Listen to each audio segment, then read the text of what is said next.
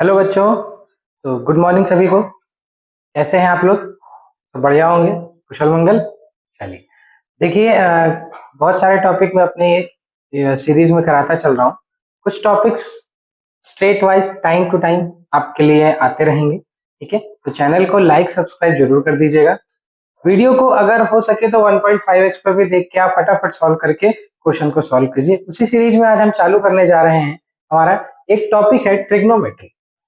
ठीक है, ये क्लास 9, क्लास 10, क्लास 11, 12 हर एक क्लास में आपको मिलेगा। आईसीएससी बोर्ड में क्लास 9th में भी है, सीबीएसई बोर्ड में ओनली आपको 10th में मिलेगा। जिस भी क्लास का जो कंटेंट आपको समझ में आए आप इसे पढ़िए, अच्छे से समझिए। ट्रिग्नोमेट्री बहुत ही अच्छा टॉपिक है। आज हम आपको इसके यूजेस भी बताएंगे। बहुत सारे बच्चे कहते हैं कि सर मैंने साइन थीटा कॉस थीटा पढ़ लिया, इसका यूज कहाँ करेंगे? तो चलिए, आज हम आपको उसके यूजेस भी बताएंगे और कैसे इसको सॉल्व करते हैं, कैसे इस ट्रिग्नोमेट्री को बहुत आसान बनाते हैं, उसको देखिए। बहुत सारे बच्चे बोलते रहते हैं कि एक सबसे हार्ड टॉपिक होता है ट्रिग्नोमेट्री, पर ट्रिग्नोमेट्री को आज हम लोग आसान बनाने की कोशिश करते हैं। ठीक है, चलिए स्टार्ट करते हैं। देखिए, सबसे पहले समझते हैं कि ट्रिग्नोमेट्री के बारे में क्या, कि ट्रिग्नोमेट्री आया कहां से। तो trigonometry is drive from the Greek word trigono and metron. ठीक है, ट्रिगोनो मीन्स होता है ट्राइंगल एंड मेटरन मीन्स होता है मेजरमेंट्स। तो जब हम ट्राइंगल्स का मेजरमेंट्स करते हैं तो उसी पार्ट को हम लोग बोलते हैं ट्रिग्नोमेट्री। चलिए, in a simple study, the relationship between the side length and the angle of triangle is known as the trigonometry। बात समझे, किसी भी ट्राइंगल की साइड, उसकी लेंथ, इन सब के जो मेजरमेंट करते हैं उसको हम लोग क्या बोलते हैं? ट्रिग्नोमेट्री। ठीक, अब इसके यूजेस देखिए, बहुत इंपॉर्टेंट है यूजेस, क्योंकि बच्चे क्या, भाई आप समझ गए ना, सर मैंने बचपन में साइन थीटा पढ़ लिया, कॉस थीटा पढ़ लिया, ये पढ़ लिया, कहाँ यूज किया? तो चलिए आज आपको उसके यूजेस बताते हैं। जैसे एस्ट्रोनॉमी। एस्ट्रोनॉमी का मतलब वो नहीं कि हाथ देखो और बताओ शादी कब होगी, ये सब नहीं। Astronomy calculate the distance of stars और रेडियस ऑफ द अर्थ। ठीक है, अर्थ की रेडियस, जैसे आपने फिजिक्स में ग्रेविटेशन चैप्टर पढ़ा होगा, उसमें आपने अर्थ की कुछ रेडियस लिखी होगी। तो वो कैसे निकली? कोई ऐसे स्केल लेके अर्थ की रेडियस तक तो गया नहीं होगा सेंटर तक। वो कैसे निकली? हमारे पास ट्रिग्नोमेट्री से ही निकली। ठीक, देन आर्किटेक्चर एंड इंजीनियरिंग। इसमें कैसे, जो आपके रोड्स बनते हैं, आपने पुल देखे होंगे, ब्रिजेस देखे होंगे, और आपके घर में जो स्लोप, जो छत वगैरह पड़ती है, इन सब चीजों में क्या होता है? ट्रिग्नोमेट्री का बहुत ही यूज होता है। यहाँ पर क्या, स्लोप एंड प्रूफ बनता है। ठीक है, and navigation and physics etcetera, इन सब में भी हम लोग ट्रिग्नोमेट्री का बहुत इंपॉर्टेंट यूज करते हैं। ठीक, तो इतना आप समझ में आ गया कि ट्रिग्नोमेट्री का कैसे कैसे क्या यूज होता है, ट्रिग्नोमेट्री का वर्ड क्या होता है, इसके बारे में। ठीक, यहाँ तक समझ गए? तो इतना फटाफट आप लोग नोट कर लीजिए। फिर इसके आगे हम इसमें क्या क्या पोर्शन आपके क्लास में पढ़ाए जाएंगे, क्या क्या है, सिर्फ सीरियल वाइज हम लोग चालू करते हैं। फटाफट इतना नोट कर लीजिए आप लोग।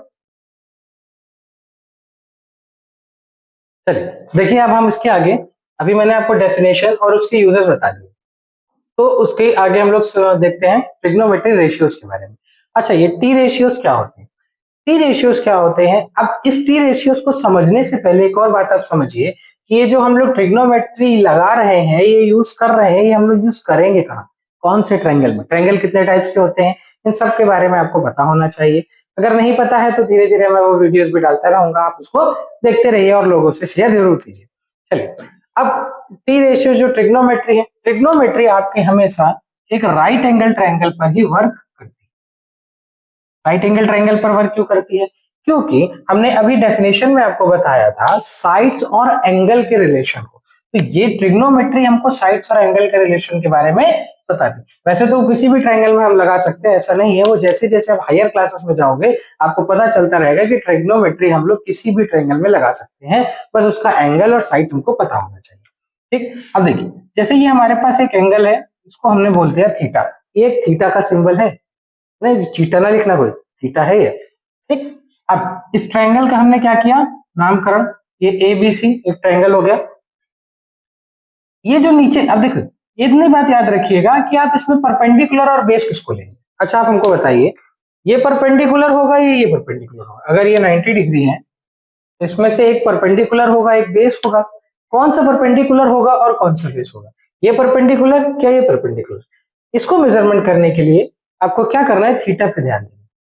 थीटा के जस्ट अपोजिट साइड जो होगी वो आपकी परपेंडिकुलर होगी और बची हुई साइड आपकी बेस होगी। मान लीजिए अगर हम थीटा ये वाला एंगल ना लेकर अगर हम ये वाला एंगल ले लेते, तो क्या होता, तब हमारे लिए ये साइड परपेंडिकुलर हो जाती है और ये हमारे लिए बेस हो जाती है, तो ये हाइपोटेनस हो जाती है। ठीक है, ठीक। अब इस ट्रायंगल में 3 टाइप की साइड्स होती हैं। ठीक है, मैं आपको सारी बातें इसमें बता दे रहा हूँ। चलिए देखिए, ट्रायंगल है, मैंने यहाँ पर एक एंगल लिया थीटा। अगर ये थीटा लिया तो ये हमारे पास हो गया बेस, ये हमारे पास हो गया परपेंडिकुलर, ये क्या हो गया, ये हो गया हमारे पास हाइपोटेनस। इतना याद रखिएगा, 90 डिग्री एंगल, किसी भी ट्रायंगल में अगर 90 डिग्री एंगल बन रहा है तो जस्ट उसके अपोजिट साइड क्या हो जाएगी आपके पास, हाइपोटेनस। ठीक है, बाकी ये परपेंडिकुलर हो गया, ये बेस। वो बात समझ गए ना कि अगर थीटा यहां लेंगे तो ये परपेंडिकुलर और ये बेस। ठीक, अब टी रेशियो, अच्छा हाँ एक और बात, जब ये सीख गए तो आपको ये भी पता होगा कि इस ट्रायंगल में हम लोग कौन सी थ्योरम लगाते हैं, अपनी पुरानी वाली कौन सी, पाइथागोरस।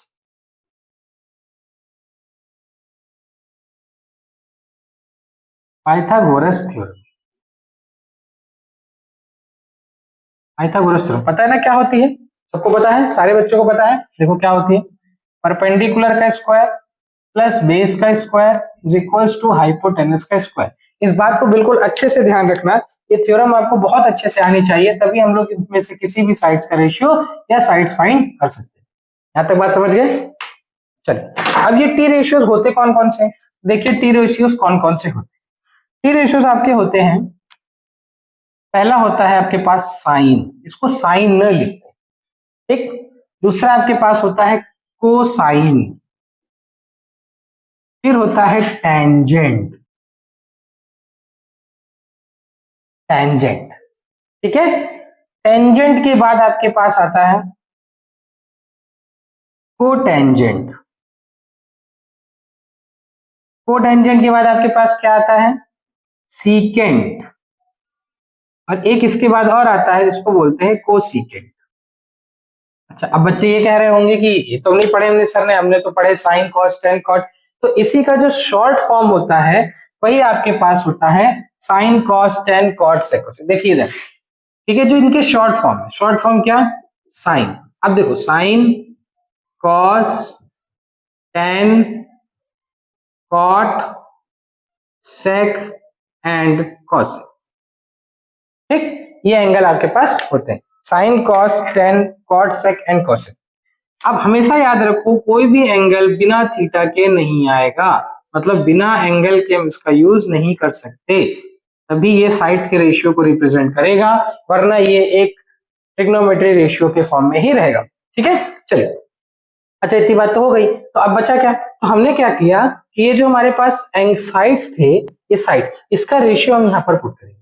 ठीक बच्चों, देखिए कैसे, तो साइन होता है, साइन होता है आपके पास परपेंडिकुलर अपॉन हाइपोटेनस। कॉस कौन सी दो साइड का रेशियो, तो अच्छा हाँ एक और बात बतानी थी आपको, कि ये जो मैंने थीटा लिखा है, अगर मैं इसकी जगह एंगल सी लिख देता तो क्या गलत हो जाता, बिल्कुल सही रहता। हम लोग क्या करते हैं, एंगल ए सी बी भी लिख सकते हैं, एंगल सी भी लिख सकते हैं, और थीटा अगर रिप्रेजेंट है तो थीटा भी लिख सकते हैं।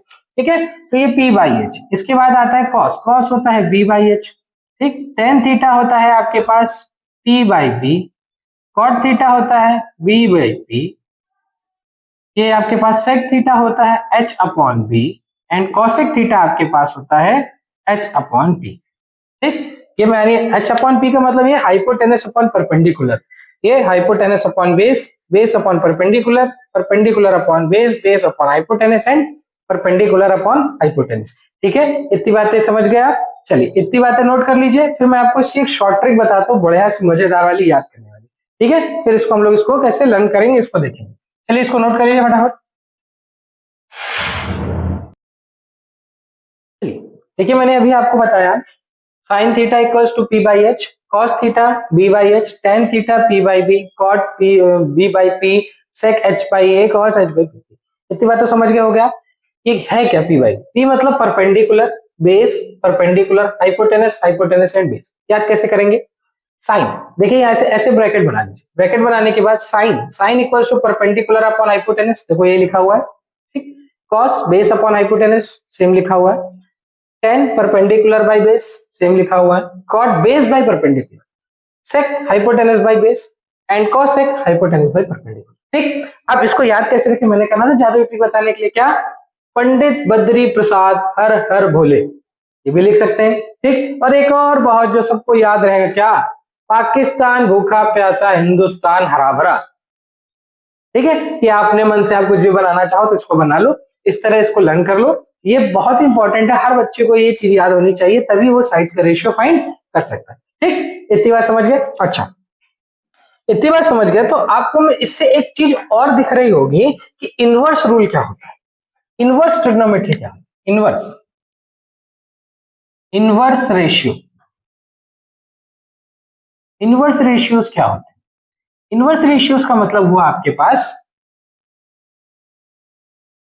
आप ये देखिए, sine equals to P by H, cosec equals to H by P. क्या साइन कॉसेक का रिवर्स नहीं है?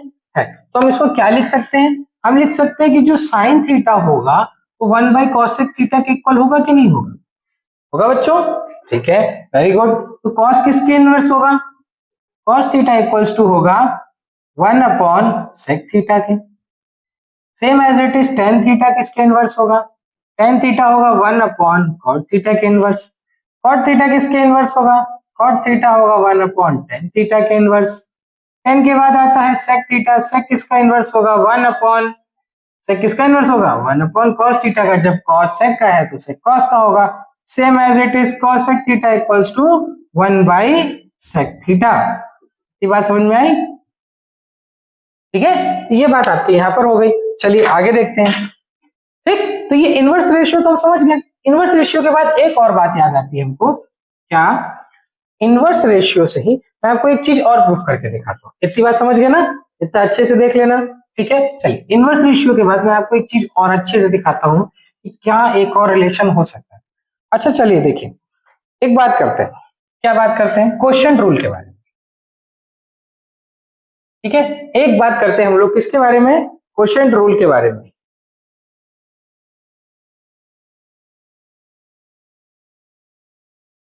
क्वोशिएंट रिलेशन ऑफ रेशियो, ये क्या होता है? क्वोशिएंट रिलेशन क्या होता है? ये तो पहली बार सुन रहे होगे। देखो, ये एक टॉपिक है, ये आपको सबको पता है कैसे होता है, लेकिन एक छोटा सा टॉपिक है, समझते क्या बात है इसकी। क्वोशिएंट रिलेशन रेशियो का मतलब होता है कि मान लीजिए अभी मैंने आपको बताया साइन थीटा, साइन थीटा की वैल्यू मैंने आपको कौन से दो साइड्स की रेशियो बताई? साइन थीटा मैंने आपको बताया परपेंडिकुलर अपॉन हाइपोटेन्यूज, ठीक। इसी के बाद मैंने आपको बताया कॉस थीटा के बारे में। कॉस थीटा इक्वल्स टू हो गया बेस अपॉन हाइपोटेन्यूज। अच्छा ये बताओ, अगर मैं दोनों का अपॉन कर दूं, ठीक, दोनों का अपॉन कर दूं तो हाइट से हाइट कैंसिल आउट हो गई। यहां बना sine theta upon cos theta is equals to perpendicular by base. अच्छा एक और बात बताओ, परपेंडिकुलर बाय बेस इसका रेशियो होता है, टेन का होता है। तो यहां से हमको एक और बात नहीं समझ में आई क्या, कि sine theta upon cos theta is equals to tan theta भी तो हो सकता है। इसी रूल को हम लोग बोलते हैं quotient relation of ratios. Trigonometry के क्वोशिएंट रिलेशन ऑफ रेशियोज, इसी को हम लोग बोलते हैं। चलिए, अगर ये क्वोशिएंट रिलेशन रेशियोज है तो एक और होगा क्या? Cot theta. कॉट थीटा आपको पता है ना क्या होता है? कॉट थीटा इसका उल्टा हो जाएगा। जब टेन का रेसिप्रोकल कॉट होता है तो इसका भी रेसिप्रोकल हो जाएगा। क्या बन जाएगा? Cos theta by sine theta. ये इसका रेसिप्रोकल बन गया, ठीक। और एक और बात जो बहुत बच्चे गलती करते हैं, आप याद रखिए, जब कोई भी दो सिमिलर रेशियो, जैसे साइन का उल्टा क्या है? कॉसेक, इन दोनों का जब हम मल्टीप्लाई कराएंगे तो आंसर हमेशा क्या आएगा? 1। सेम एज इट इज आप इस बात को भी समझिए कि अगर हम टेन थीटा का मल्टीप्लाई कॉट थीटा के साथ कराए तो आंसर क्या आएगा? 1। इसी तरह अगर हम साइन थीटा का मल्टीप्लाई कॉसेक के साथ कराएंगे तो आंसर क्या आएगा? 1। और इसी तरह अगर हम कॉस थीटा का मल्टीप्लाई सेक थीटा से कराएंगे तो आंसर क्या आएगा? इन बातों को भी आप अच्छे से ध्यान रखिएगा, ठीक है। क्वेश्चंस में कभी कभी डायरेक्ट कर दिया जाता है कि आपको दिखा साइन इंटू टेन, वहां 1 लिख दिया गया, गायब हो गया। अब बच्चे टीचर की खोपड़ी गर्म कर रहे हैं, अरे सर ये कैसे आ गया, ये कैसे आ गया? ये समझ लेना कैसे आ गया, ठीक है। इस चीज को यहाँ पर आप अच्छे से ध्यान से देख लीजिए। चलिए इतना देख लीजिए, इतना हो गया, ठीक है। चलिए इतना होने के बाद हम इसको आगे थोड़ा सा पढ़ते हैं। क्या पढ़ते हैं आगे? हम आपको इसमें एक स्क्वायर रूल बताते हैं। ये सारी चीजें बच्चों अच्छे से ध्यान से नोट कर लीजिएगा। अपने दिमाग में रखिएगा, सबसे बेसिक ट्रिग्नोमेट्री का ही। अगर ये सारी बातें आपको याद है तो ट्रिग्नोमेट्री जैसा छोटा सा चैप्टर आपको बहुत ही अच्छा लगेगा। आप सोचोगे कि क्या क्या पढ़ लिया हमने, समझ में नहीं आ रहा है, इतनी आसान चैप्टर कैसे हो गया, इतना टफ टीचर तो बिल्कुल आफत कर देते थे, आप कैसे आ रहा, अरे वाह, चालू हो जाएगा। ठीक है, चलिए देखते हैं। अब बात करते हैं हम लोग एक और रूल के बारे में जिसको बोलते हैं स्क्वायर रूल। ये सबसे इंपॉर्टेंट रूल, ये किसी को याद नहीं होती, किसी मतलब हमको याद है, ऐसी बात नहीं है। ठीक है, किसी को याद करी, बच्चे को बार बार ये रूल भूल जाता है। इस रूल को सबसे इंपॉर्टेंट दिया जाता है, इसी से आपके जो ट्रिग्नोमेट्री में जो क्लास 10th के बच्चे होंगे तो उनमें जो प्रूविंग्स वगैरह के जो क्वेश्चन होते हैं उसमें इसका बहुत यूज होता है। और वैसे भी जो आगे की क्वेश्चन वगैरह बनती है उसमें सबसे ज्यादा यूज जो है था इसी रूल का होता है। क्या है, देखिए 3 बातें याद रखिए। Sine square theta plus cos square theta is equals to हमेशा 1 होगा। ठीक है, ना यकीन हो तो आप दो साइड्स का रेशियो करके निकाल के देखिएगा, आंसर बना जाए। ठीक है, दूसरा rule 1 plus tan square theta is equals to होता है सेक स्क्वायर थीटा, और फिर आता है 1 plus cot square theta is equals to हो जाता है कॉसेक स्क्वायर थीटा। ये 3 बातें समझ गए। इन 3 बातों को बिल्कुल एकदम दिमाग में एकदम से बैठा लीजिए, ये हटनी ही नहीं चाहिए। ठीक है, अब इन्हीं रिलेशंस का यूज करके और भी वैल्यूज निकालते। कैसे, अगर हम साइन स्क्वायर थीटा की वैल्यू निकालें कॉस के फॉर्म में तो क्या उसको हम ऐसे नहीं लिख सकते 1 माइनस कॉस स्क्वायर थीटा। ठीक है, 1 plus tan square theta equals to हम लोग सेक स्क्वायर थीटा लिख सकते हैं। 1 प्लस कॉट स्क्वायर थीटा हम लोग कॉसेक स्क्वायर थीटा भी लिख सकते हैं।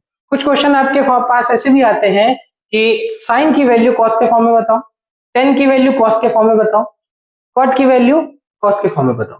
ठीक है, तो ये सारी वैल्यूज आपके पास जब भी आएंगी तो आप इन्हीं तीनों रिलेशन को अच्छे से याद कर लीजिए। आपका ये ट्रिग्नोमेट्री का स्क्वायर रूल है, तो बच्चे बहुत बार भूलते हैं कि, और यहाँ पर सबसे ज्यादा गलती क्या होती है कि sign square theta cos square theta है, देखते हैं sine theta plus cos theta 1, ऐसा थोड़ी ना होता है, ये स्क्वायर लगा हुआ है, इसकी खोपड़ी में 2 लोग लगे हुए हैं। ठीक है, तो जब इसकी खोपड़ी में 2 लोग लगे हुए हैं तो उसी को यूज कीजिए ना। तो sine square theta plus cos square theta equals to 1, 1 plus tan square theta equals to sec square theta, 1 plus cot square theta equals to cosec square theta. ठीक है बच्चों, तो मैंने आपको यहाँ से एक बेसिक पार्ट इसका बता दिया है, जितने भी बेसिक रूल हो सकते थे। अभी मतलब छोटा सा ट्रिग्नोमेट्री रेशियो के बारे में हमने आपको पढ़ाया। अभी इसमें एंगल्स की वैल्यूज हैं, ठीक है, कॉम्प्लीमेंट्री एंगल्स हैं जो कुछ बच्चों के कोर्स में है, कुछ में नहीं है, तो मैं सारी बातें यहाँ पर बता दूंगा। जिसके जिसके काम की जो चीजें हो उसको देखिए, वरना इस वीडियो को थोड़ा थोड़ा आगे बढ़ाते जाइए, पूरा देखिएगा, लेकिन ऐसा नहीं कि बीच में कुछ छूट जाए। ठीक है, तो आपके ही इंपॉर्टेंट चीजें हैं, मेरे काम की तो है ही, तभी तो मैं आगे तक आ गया हूँ, तो आपके भी काम आएगा। तो इतनी चीजों को आप अच्छे से याद कर लीजिए। अगली क्लास में हम आपको कुछ ना कुछ क्वेश्चंस कराएंगे, बेसिक लेवल से मॉडरेट। मैं आपको कोशिश करूंगा सबसे पहले इजीएस्ट से इजीएस्ट क्वेश्चन कराऊंगा, फिर एक आपको बहुत अच्छे से अच्छे लेवल, मतलब अगर आपने ठीक से सारी वीडियोस या सारी प्लेलिस्ट ठीक से देख ली तो आपको ट्रिग्नोमेट्री में कोई डाउट नहीं रहेगा, ये मेरी गारंटी। ठीक है, तो चलिए अच्छे से इसको याद कीजिए और इसको लिखिए। चलिए, थैंक यू, जय हिंद, शेयर करते रहिए।